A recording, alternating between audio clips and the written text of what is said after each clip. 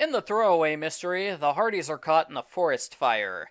The culprit is a forest firefighter who thinks he doesn't get enough credit for his work.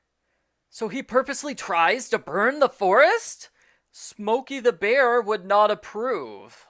Argo Font Book Review, Argo Font Book Review. The Hardys are playing touch football with their buddies, Greg and Mark.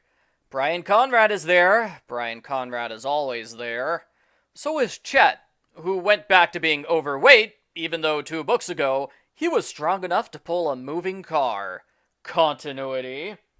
They talk about the Superbowl halftime show. In real life, the show was Tom Petty that year, but here in the book, it's a hot dog eating contest.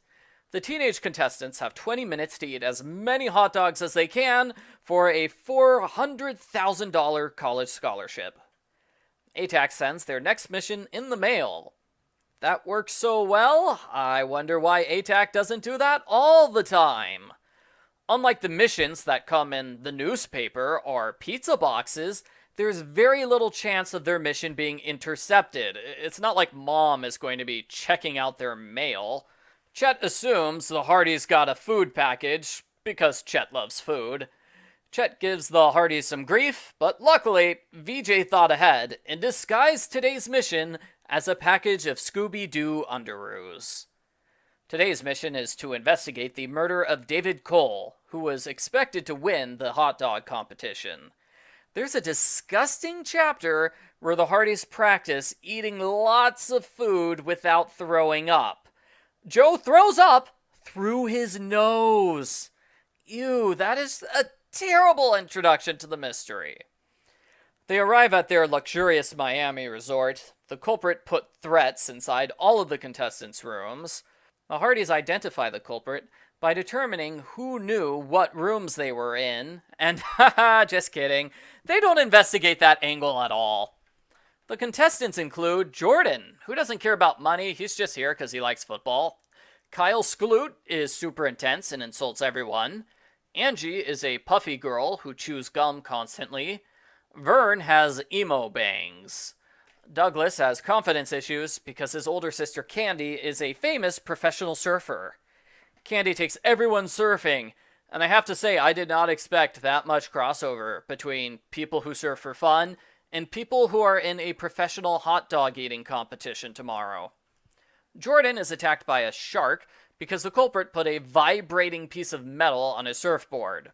The Hardys respond with their own fictional high-tech device, a green laser pointer that gets rid of sharks.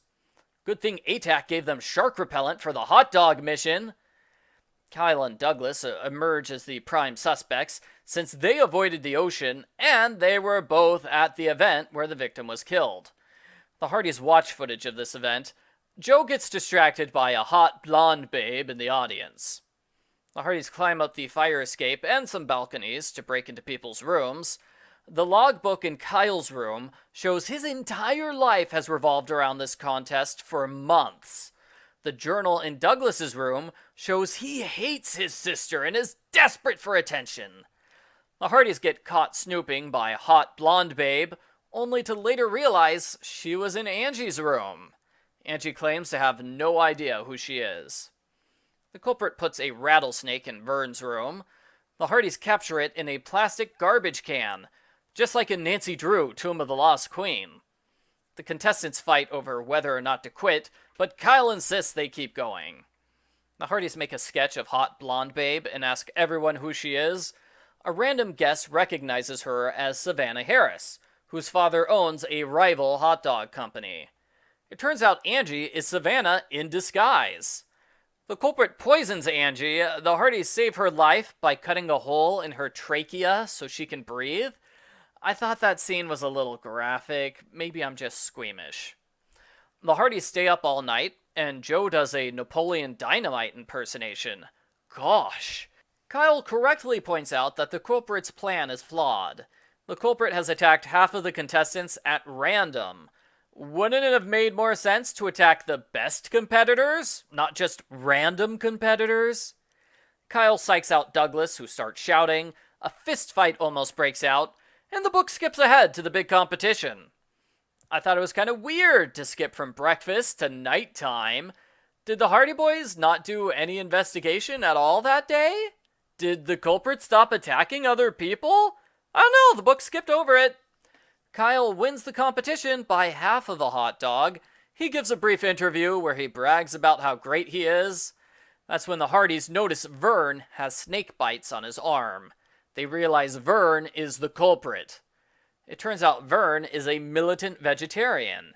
He wanted to win the competition so he could give a speech saying meat is murder on national TV.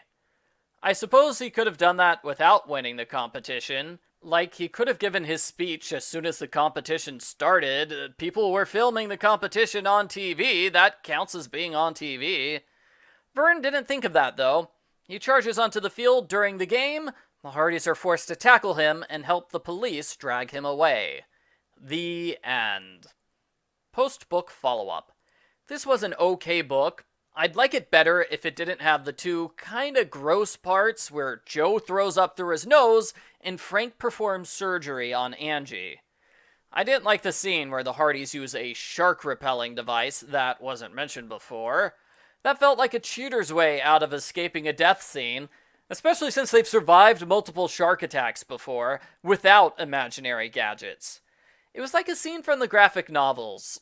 At its core, this book is no different from the graphic novels. It's just a series of unrelated action scenes as the Hardys bounce from suspect to suspect. I liked it better than the graphic novels because the story is longer and the Hardys are more focused on the investigation. This book plays to gender stereotypes. We would never see this story in a Nancy Drew book. Overall, I like the book. It's kind of generic and has room for improvement, but it's also kind of fun. They go to the Superbowl where they have to find a hot babe. Gosh, it's like Joe's dream assignment. I give Hardy Boys, Undercover Brothers number 20, Feeding Frenzy, an 8 out of 10.